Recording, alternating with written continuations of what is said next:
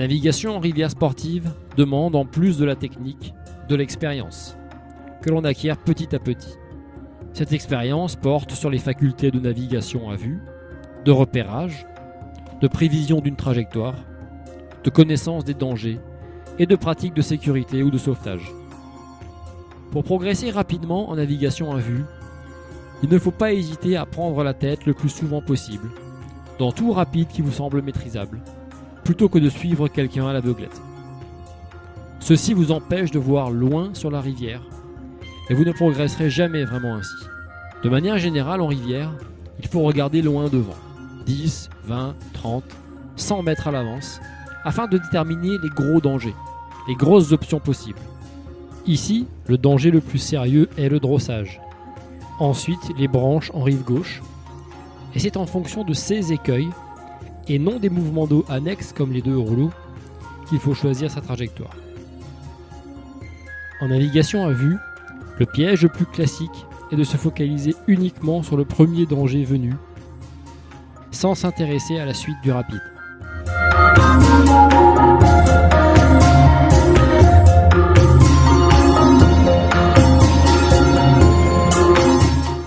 Ici, le pagayeur a géré correctement le tronc d'arbre en travers, mais sa trajectoire globale n'est pas adaptée et il se fait surprendre ensuite.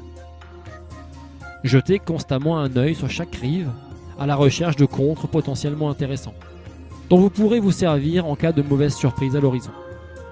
Il faut toujours, à tout instant, avoir à sa disposition un moyen de s'arrêter. Dans les rivières calmes, il suffit en général de s'approcher du bord et se freiner en pagayant vers l'amont. Mais en rivière sportive, cela veut dire avoir repéré un contre dans lequel votre niveau technique vous permet d'y réussir un stop. Enfin, au moindre doute, stoppez, débarquez et allez inspecter le passage. Faites-vous votre propre idée, tout en écoutant l'avis de personnes plus expérimentées. Ne vous mettez pas une pression terrible sur les épaules en cogitant pendant une demi-heure sur le fait de passer ou de porter. Cela finit par exaspérer même les équipiers les plus patients. Donnez-vous simplement 2 minutes de réflexion et prenez votre décision en écoutant votre instinct. Enfin, ne comptez que sur vous-même pour vous sortir d'un faux pas, en considérant toute aide extérieure comme un simple bonus éventuel.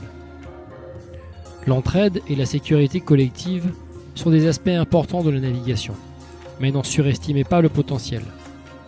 Un rapide dangereux reste dangereux même si une sécurité a été mise en place. Réfléchissez bien avant de franchir un rapide que vous ne franchiriez pas si vous étiez seul. N'oubliez pas que vos camarades ne sont pas infaillibles et que votre sauvetage les mettra également en danger.